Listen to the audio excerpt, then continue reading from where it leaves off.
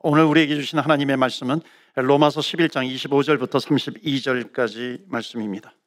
형제들아, 너희가 스스로 지혜 있다 하면서 이 신비를 너희가 모르기를 내가 원하지 아니하노니, 이 신비는 이방인의 충만한 수가 들어오기까지 이스라엘의 더러는 우둔하게 된 것이라.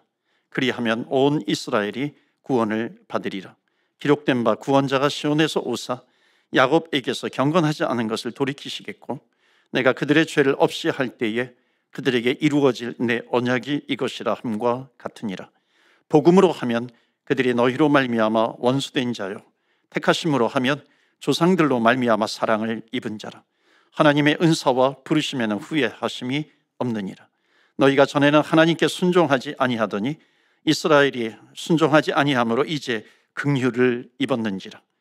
이와 같이 이 사람들이 순종하지 아니하니 이는 너희에게 베푸시는 긍휼로 이제 그들도 긍휼을 얻게 하려 하심이라. 32절 말씀 다 같이 합독합니다. 하나님이 모든 사람을 순종하지 아니하는 가운데 가두어 두시면 모든 사람에게 긍휼을 베풀려 하심이로다. 아멘. 하나님의 말씀입니다. 오늘도 하나님의 말씀에 은혜 받으시고 또 새 힘을 얻으시고 승리하시기를 주의 이름으로 축복합니다. 아멘. 주일 예배 나오실 때마다 우리가 언제나 기쁜 마음으로 나오기는 쉽지 않습니다. 언제나 봄날 같은 그런 마음으로 나오기는 쉽지 않죠. 왜냐하면 세상이 그렇게 우리를 웃게만 만들어주지는 않습니다. 근심을 주기도 하는 거죠.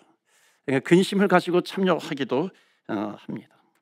또 어떤 경우는 집에서는 아주 기분 좋게 출발을 했는데 오시다가 차 안에서 싸우는 경우가 있습니다. 그러면은 주차장에서 오늘 예배 드릴까 말까 고민하다가 그런 마음을 그대로 가지고 들어오시는 분도 간혹 계실 수 있습니다. 일주일 동안 또 힘겹게 살다가 겨우겨우 나오시는 분도 계십니다. 근심 뒤에 또 근심이 있어요.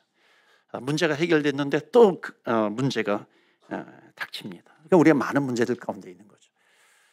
문제를 만났을 때에 두 부류의 그리스도인들이 있습니다. 하나는 뭐냐면 왜 문제가 왔어? 그러면서 하나님과 멀어지는 경우가 있습니다. 또 한 부류는 문제가 왔기 때문에 하나님이 안 계셨더라면 어떻게 할 뻔했어. 그래서 주님을 더 붙드는 경우가 있습니다. 예배도 마찬가지죠. 올해가 예배 중점의 해입니다. 문제가 오면은 어떤 어려운 상황이 와요. 바쁜 상황이 오면은 오늘은 바빠서 예배를 드리지 못하겠네요. 그러니까 예배가 뒷전으로 밀려나기도 합니다. 그런데 문제가 생겼을 때에 오히려 예배에 더 나오기도 합니다. 오늘 문제가 있는데 이 예배 때 주님 앞에 기도해야 되겠다. 하나님으로부터 힘을 얻어야 되겠다라고 하는 겁니다. 여러분, 예배 때문에, 문제 때문에 예배에 더 나오시기를 주의 이름으로 축복합니다. 아멘. 그 문제보다도 예배가 내 인생 가운데 더 우선순위가 되는 겁니다. 여러분, 예배가 무너지면 다른 것이 무너지게 됩니다. 그럼 예배가 살아있게 되면, 거꾸로 말하면 예배가 살아있으면 다른 것이 아무리 문제 가운데 있다 할지라도 반드시 살아나게 된다는 겁니다. 이게 성공이죠. 진정한 성공입니다. 그래서 예배에 성공하면은 여러분 어떤 것에서도 성공할 수 있다라고 하는 그런 확신을 가지시고요. 여러분 어떤 환경 가운데서도 예배를 놓지 않으시는 저와 여러분 되시기를 주의 이름으로 축복합니다. 아멘. 올해 우리 신앙 주제가 최고의 하나님께 최선의 예배를 드리자 하는 겁니다. 잊지 않으셨죠? 우리 최고의 하나님께 최선의 예배를 드리자. 우리 신앙 주제 다 같이 외쳐보겠습니다. 시작. 최고의 하나님께 최선의 예배를 드리자. 아멘. 최고의 하나님께 최선의 예배를 드리는 건데, 최선의 예배 앞에 뭐가 있어요? 우선적으로 최고의 하나님입니다. 그러니까 최고의 하나님에 대한 믿음이 있으면 예배를 놓칠 수가 없는 거죠. 그래서 최고의 하나님께 최선의 예배를 드리자. 이번 달 캠페인이 뭐냐면은 토요일 날 밤 11시 이전에 잠자리에 들기입니다. 여러분 11시 이전에 잠자리에 드셨나요? 예. 대답이 좀 시원찮은 것 같은데, 내일 뭐 출근 안 하니까는 뭐 밤늦게까지 영화 봐도 되겠지, 드라마 봐도 되겠지. 그럴 경우가 있잖아요. 그런데 우리가 최고의 하나님께 최선의 예배를 드리면 그게 모든 부분에 있어서 적용이 되는 겁니다. 오늘은 또 장애인 주일이에요. 지난번에도 말씀을 드렸지만 지난주에도 예수님께서 성전에서 장사하는 사람들을 그 상을 둘러 엎으시잖아요. 내 집은 만민이 기도하는 집이다. 그 만민에는 차별이 없다는 겁니다. 왜냐하면 이 장사꾼들이 이방인의 뜰에서 장사를 했거든요. 이방인들을 쫓아낸 거예요, 유대인들이. 이방인들은 어디 있느냐 이거예요. 내 집은 만민이, 누구든지, 우리 성전은 담이 없어, 누구든지 들어올 수 있는 곳이다라고 하는 겁니다. 그러니까 성전의 의미는 뭐냐면 담이 철폐가 된 건데, 그 담이 철폐가 됐다는 것은 뭐냐면 이방인이 들어와도 이방인으로 느껴지지 않는 겁니다. 장애인이 들어와도 장애인으로 느껴지지 않는 것이죠. 외국인이 들어온다 할지라도 그 색깔이 우리를 구분하는 것이 아니라는 겁니다. 이게 담이 없는 것이죠. 그래서 우리 교회는 담이 사라지는 교회가 되기를 주의 이름으로 축복합니다. 아멘. 장애인들의 문제는 뭐냐면 내 몸이 불편한 것보다도 더 큰 것은 뭐냐면 시선이라고 하는 거죠. 그 시선을 통해서 느끼는 것이 뭐냐면 나는 정상인, 당신은 비정상인, 이런 나누는 그런 담이 생기는 것이죠. 안젤라라고 하는 그 자매가 꿈을 꾸었어요. 천국에 갔다 오는 꿈이었는데, 이 안젤라는 맹인이에요. 앞을 보지 못합니다. 그런데 대학생이에요. 대학교에서 한 교수님이 강의를 합니다. 스탠리 하워즈라고 하는 유명한 윤리학자입니다. 그분에게 교수님, 제가 어젯밤에 꿈을 꾸었어요. 천국에 가는 꿈을 꾸었어요. 그래, 천국이 어땠니? 천국에서는 너가 볼 수 있었니? 천국에서는 너가 들을 수 있었니? 그런데요, 천국은 내가 보지 못하고 내가 듣지도 못하지만은, 그러나 천국이라고 하는 것은 그것이 치유되기 이전에 그것에 대해서 전혀 느끼지 못했어요. 그렇게 이야기를 하는 겁니다. 그러니까 천국이라고 하는 것은 차별이 없다는 겁니다. 누구든지 그리스도 안에서 하나가 되었다라고 하는 것입니다. 사랑하는 성도 여러분, 주님의 몸된 교회, 주님의 제자 교회는 담이 없습니다. 누구든지 그리스도 안에서 사랑으로 하나가 되는 교회가 되기를 주의 이름으로 축복합니다. 아멘. 그런 교회, 주님께서 기뻐하시는 교회입니다. 여러분, 어떤 사람이 태평양에 빠져 죽어가는 사람이 있었어요. 근데 누가 손을 내밀어서 구조를 해줍니다. 그러니까 자기를 꺼내주는 사람의 손을 잡으려고 딱 보니까 자기가 세상에서 가장 미워하는 사람이에요. 보니까 원수입니다. 여러분 같으면 그 손을 잡으시겠어요? 아니면 안 잡고 그냥 물에 빠져 죽으시겠어요? 여러분 어떻게 하시겠습니까? 치사하지만 잡아야 되는 거죠. 잡는 순간 원수가 친구가 되는 겁니다. 동료가 되는 순간이죠. 자, 그런데 유대인은, 오늘 로마서 11장인데요, 유대인은 거절한 거예요. 물에 빠져 죽어가면서도 예수님이 손을 내미니까 거절했어요. 그리고 바다에 빠져 들어간 겁니다. 왜냐하면 그 태평양 한가운데서 이게 나무 조각 하나를 내가 붙들 수 있다고 생각을 한 겁니다. 내가 이것을 붙들면 살겠지. 그 나무 조각이 뭐냐면 율법이라고 하는 겁니다. 그러니까 유대인들은 내가 율법이라고 하는 것을 붙들면 이것은 자기의 공로예요. 자기의 의의거든요. 그것을 붙들고 나는 구원받을 수 있어 라고 하는 겁니다. 그러니까 하나님께서 보실 때 얼마나 불쌍하게 보시겠어요. 이게 유대인인데, 자, 그렇다면 오늘 말씀은 뭐냐면 이 유대인들을 향한 하나님의 계획은 무엇인가 라고 하는 겁니다. 이 바울을 통해서 그 신비, 그 비밀을 열어주고 있습니다. 우리 로마서 11장 25절 좀 보여주시는데요, 여러분, 로마서는 얼핏 읽으면요 참 어려운 말씀으로 다가오는 수도 있어요. 무슨 말인지 잘 모르기도 합니다. 특별히 11장 말씀은 그냥 지나치기가 참 쉬운 그런 말씀 가운데 하나인데요, 한 절 한 절 읽으면요, 한 절 한 절 캐 들어가면 참 많은 은혜가 되는 구절이 바로 이 11장입니다. 25절 말씀 보시면, 형제들아, 너희가 스스로 지혜 있다 하면서 이 신비를 너희가 모르기를 내가 원하지 아니하노니. 그러니까 구원의 신비를 모르면 너희가 똑똑하다 할 수 없다라고 하는 거예요. 지혜 있다 할 수 없다는 겁니다. 그 비밀은 뭐냐면 이 신비는 이방인의 충만, 이 신비부터 우리 다 같이 읽을까요? 시작. 이 신비는 이방인의 충만한 수가 우둔하게 된 것이라. 그러니까 하나님은 그 우주적인 구원의 계획을 가지고 계시는데, 그 하나님의 구원의 완성이 어떻게 오냐면은, 지난번에는 혹시 여러분 기억하시나요? 지난번에 참여하셨던 분, 유대인이 예수님을 거절합니다. 그러니까 거절하니까는 그 구원이 이방인들에게 흘러가게 되는 거죠. 그러니까 이방인의 숫자가 점점 늘어나니까 유대인들이 그것을 보고 시기심이 발동이 돼서 예수님을 믿게 되면서 돌아오게 된다는 겁니다. 오늘 비슷한 말씀이지만 약간 다르게 또 하나의 하나님의 구원의 신비를 말하고 있습니다. 그것은 뭐냐면, 이방인은 우리가 읽었던 것처럼 하나님의 이방인들의 숫자가 찰 때까지 기다리신다는 겁니다. 그러니까 그런데 그때까지 거기 뭐라고 되어 있냐면, 그때 유대인들의 덜어는 그래요, 마음이 우둔하게 되어 있다. 그러니까 유대인들이 다 돌아오지는 않는다는 겁니다. 이 우둔하다라고 하는 것은 다른 말로 하면 완악하다라고 하는 거죠. 그러니까 예수님께서 나의 죄를 지시고 돌아가셨는데 그것이 보이지 않는 거예요. 무엇 때문에? 율법 때문에 그것이 보이지 않는 겁니다. 그래서 우둔하다라고 하는 겁니다. 그러니까 이 우둔함이라고 하는 것이 언제 없어지는가? 역시 유대인들도 마찬가지로 그리스도 안에서만 없어지게 된다는 것을 말씀하고 있습니다. 그래서 바울을 통해서 하나님이 가르쳐 주신 그 비밀이 뭐냐면, 하나님의 구원의 신비가 있다는 거예요. 이방인의 수가 차기까지 기다리신다. 그때까지 유대인들 중에 덜어는 또 우둔한 상태로 남아 있다는 겁니다. 자, 이방인의 수가 차면 어떻게 되느냐 하면 26절 보여주시겠어요? 26절에 보면 이런 말씀이 있습니다. 그리하여 온 이스라엘이 구원을 받으리라. 그러니까 이방인의 수가 차게 되면 이스라엘이 구원을 받게 되는데, 이스라엘이 전부 다 구원받게 되는 것이 아니라 대다수가 구원받는 일이 일어나게 된다 하는 겁니다. 그런데 어떻게 구원을 받냐면, 유대인들도 예외는 아니에요.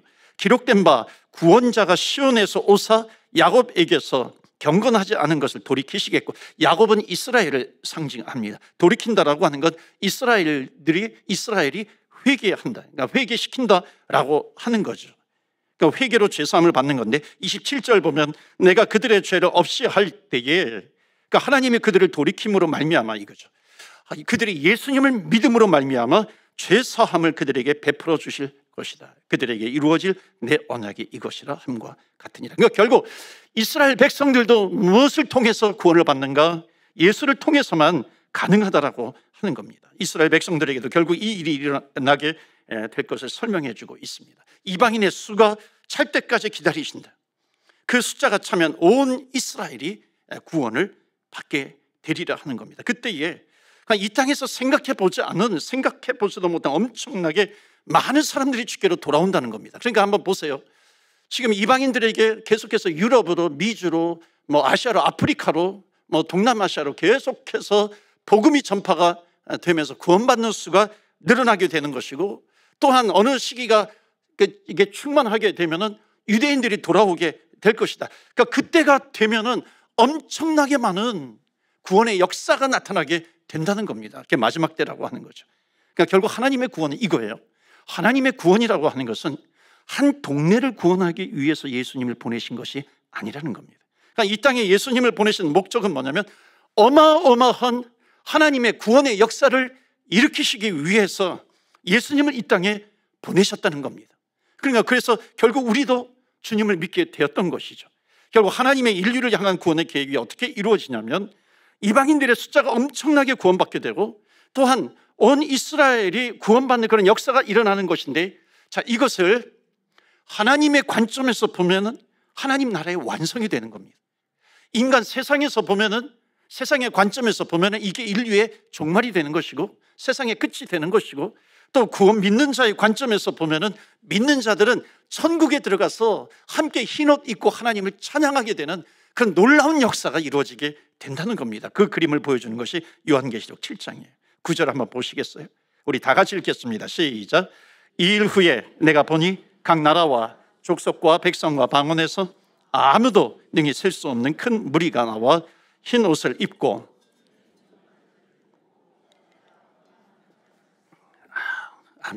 거기 뭐라고 나오냐면 셀 수 없는 큰 무리가 흰 옷을 입고, 그러니까 이런 일이 일어난다는 거예요. 흰 옷을 입고 찬양하는 거죠. No one could count. No one could count. 아무도 이게 셀 수 없는 큰 무리예요. 거기에 뭐라고 나올 겁니다. Great multitude인가 이렇게 나오죠. 아무도 셀 수 없는 큰 무리가 뭐야? 대대적인 잔치가 일어나는 거죠. 천국에서는 이런 잔치가 벌어지게 될 것이다. 그 앞에서 뭐라 그래요? 어린 양 앞에서 10절에 보면 큰 소리로 외쳐 이르되 구원하심이 보좌에 앉으신 우리 하나님과 어린 양에게 있도다 하니, 우리가 부를 비전 찬양이에요. 구원하심이 보좌에 앉으신 우리 하나님과 어린 양에게 있도다라고 하는 겁니다. 이것을 사도 요한이 본 거예요.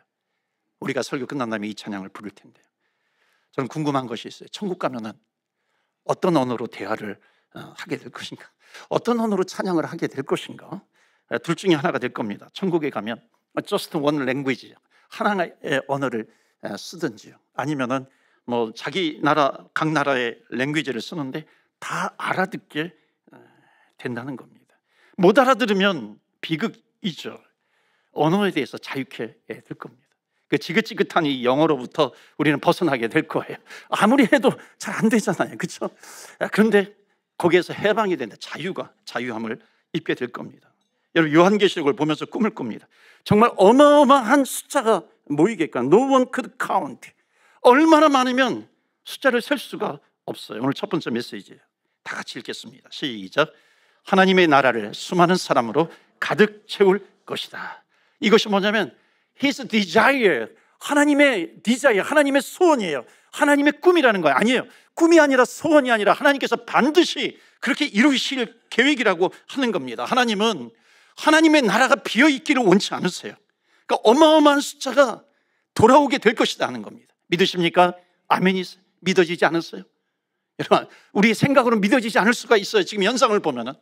그런데 이거는 하나님의 약속이잖아요. 하나님의 말씀이잖아요. 성경에 보면 모든 지각에 뛰어난, 모든 지각이라고 하는 것은 인간의 생각입니다. 인간의 이성이에요. 그 뛰어난, 하나님의 초월하신 하나님의 능력이 있다는 거야. 하나님의 말씀이 있고 하나님의 약속이 있다는 겁니다. 세계 인구가 지금 2024년도에 81억이라고 그래요. 그중에 30%, 약 27억 정도가 기독교인입니다. 여러분, 27억이 많아요, 적어요? 별로 안 많은 것 같아요. 여러분, 스케일이 좀 크신 것 같은데요. 27억, 아마 평생을 세도 27억 다 숫자를 세지 못할 겁니다. 그런데 하나님께서는 이것도 모자르시다는 거예요.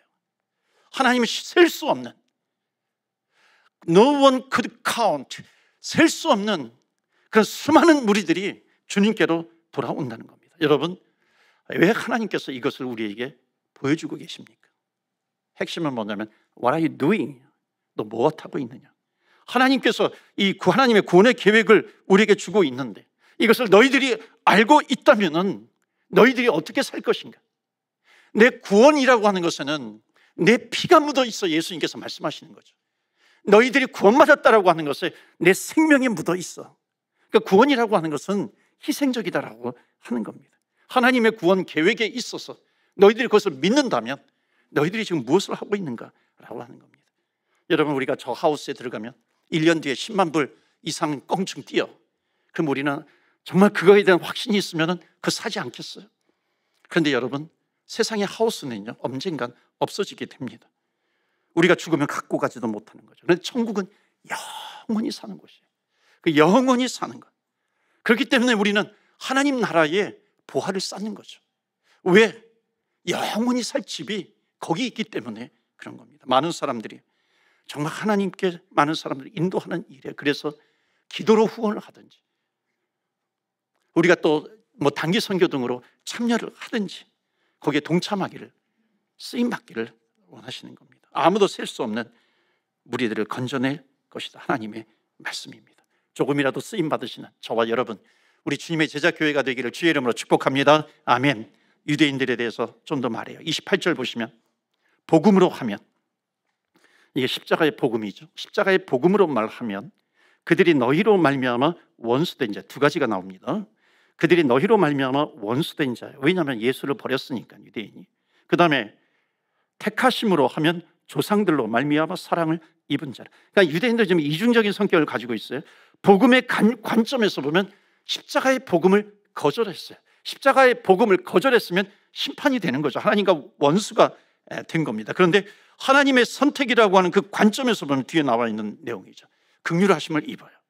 사랑을 입은 자들이라고 하는 겁니다. 바울의 질문은 뭐냐면 이 유대인을 하나님이 버리시겠는가? 버리지 않으시겠는가? 바울은 깨달은 거예요. 하나님은 버리지 않으셔. 아니, 하나님은 못 버리신다는 겁니다. 하나님 바울을 통해서 이스라엘의 구원의 신비를 지금 보여주시는데 두 가지예요. 복음의 관점에서 보면 이들은 복음을 거절했기 때문에 심판의 대상이, 진노의 대상이 되는데, 하나님의 선택의 관점에서 보면은 이들도 버릴 수 없는 민족이 된다라고 하는 겁니다. 여러분, 이것을 통해서 하나님은 너무나도 놀라운 말씀을 우리에게 하세요. 바울은 무릎을 치는 거예요. 무릎을 탁 치면서, 아, 하나님의 구원이 바로 이것이구나, 이거 깨닫게 되는데, 이제 그 깨달음을 이 세상을 살아가고 있는 우리들에게 그 깨달음을 적용해야 되는 것이고, 이 땅의 교회들이 그것을 적용해야 하는 너무나도 중요한 말씀입니다. 지금 복음을 거절해서 유대인이 이스라엘의 진노의 대상처럼 보이지만, 여러분, 이들을 누가 택했어요? 여러분, 누가 택했습니까? 하나님이 기막힌 말씀을 하세요. 오늘 로마서 11장 29절, 오늘 설교 주제 9절입니다. 우리 다 같이 읽겠습니다. 시작. 하나님의 은사와 부르심에는 후회하심이 없느니라. 아멘. 하나님이 택하신 것에 대해서는 후회하심이 없대요. 놀라운 말씀이죠. 지금 이스라엘이 넘어져 있지만 이스라엘의 백성들을 택한 것에 대해서는 하나님이 후회하심이 없으시다. 왜? 하나님은 살려내실 수 있는 하나님이시기 때문에. 그래서 지금 구원에 대해서 너무나도 중요한 아주 결정적인 이야기를 오늘 저와 여러분에게 하고 있는 겁니다. 여러분, 제가 목사 같은가요? 제가 목사처럼 보여요? 요즘은 나이가 좀 들어가니까 좀 목사처럼 보인다 그러더라고요. 옛날에는 전혀 목사처럼 안 보여요. 그런 얘기를 얼마나 제가 많이 들었는지 몰라요. 식당 가면은 뭐 조금 저를 이렇게 알아보는 분들이 좀 계시기도 하더라고요. 그런데 문제는 뭐냐면, 제가 나를 보면, 내가 나를 보면 목사 같지 않을 때가 너무나도 많이 있어요. 이렇게 운전을 하고 하면은요, 정말 이상하게 운전하는 사람들이 있어요. 그런 사람들을 보면은 막, 내가 그래도 대한민국의 서울에서 운전하던 사람인데 한번 내 실력을 한번 뭐 발휘해봐, 이런 마음이 생길 때가 있을까요, 없을까요? 생길 때가 있더라라고 하는 겁니다. 여러분은 어떠세요? 그럼 내가 나를 볼 때 크리스찬답지 않을 때가 있어요. 여러분이 볼 때는 어떠십니까? 여러분 자신 있으세요? 하나님 앞에 자신 있으신가요? 자신 없을 때가 있어요. 우리는 다 같이 비애를 느끼기도 합니다. 구원에 대해서 이렇게 말씀하세요. 하나님이 오늘 우리에게 주시는 말씀이에요. 그 메시지가 우리의 가슴을 뭉클하게 합니다. 나는 너를 구원시킨 것에 대해서 후회해 본 적이 없어. 주님의 말씀이에요. 그렇게 못 사는 우리들을 향해서 주님께서 하시는 말씀이 뭐냐면, 내가 너를 후회한 적이 없어. 왜 그런지 아니에요? 내가 너를 그리스도인답게 만들어갈 수 있기 때문에 그래요. 이거 하나님의 자신감입니다. 이게 구원이에요. 그리스도인답지도 않은 우리들, 예수 믿고 구원받았음에도 불구하고 끊임없이 내 생각 속에서 떠오르고 있는 그런 악한 생각들, 내가 나를 봐도 절망적일 때가 있는데 주님께서 나를 보시면서 하시는 메시지가 뭐냐면, 내가 너에게 준 구원이라고 하는 것이 무엇인지 아니? 내가 너에게 준 구원에 대해서 나는 단 한 번도 후회해 본 적이 없어. 왜 그런지 아니? 오늘도 나는 너를 하나님의 자녀답게, 내 자녀답게 만들어가고 있기 때문에 그런 거예요. 여러분, 그래서 우리가 오늘 이 자리에 있는 것 아닌가요? 하나님께서 나를 선택해 주시고 나를 만들어 가시기 때문에 하나님께서 나를 이 자리에 불러주신 것이죠. 지금 이스라엘의 구원을 바라보실 때 하나님의 복음의 관점에서 보면은 원수된 자이지만, 하나님의 선택의 관점에서 보면은 하나님의 사랑을 입을 수밖에 없는 자인데, 하나님은 내가 어떻게 이들을 버리겠느냐라고 하는 겁니다. 내가 너를 택한 것 전혀 후회함이 없어. 내가 넘어져 있지만, 너는 나를 거절했지만 나는 너를 찾고야 말 것이다. 두 번째 메시지 우리 다 같이 읽을까요? 시작. 하나님은 나를 구원하신 것에 대해 후회하지 않으신다. 아멘. 하나님은 절대로 후회하지 않으신다라고 하는 거예요. 한 번만 더 보여주시겠어요? 두 번째 메시지, 거기 나에다가 내 이름을 넣고 한번 우리 다 같이 읽겠어요. 시작. 하나님은 고영호를 구원하신 것에 대해서 후회하지 않으신다 하는 겁니다. 하나님께서 우리를 구원시켜 놓으시고 우리가 엉망으로 살 때에, 고영호, 너 그럴 줄 몰랐어. 너 구원 취소야. 여러분, 한번 옆에 분하고 한번 그렇게 해보세요. 너가 이럴 줄 몰라서 구원 취소야. 한번 얘기해 보세요. 여러분요, 그건 누구의 얘기예요? 내 얘기예요. 사람이 하는 말입니다.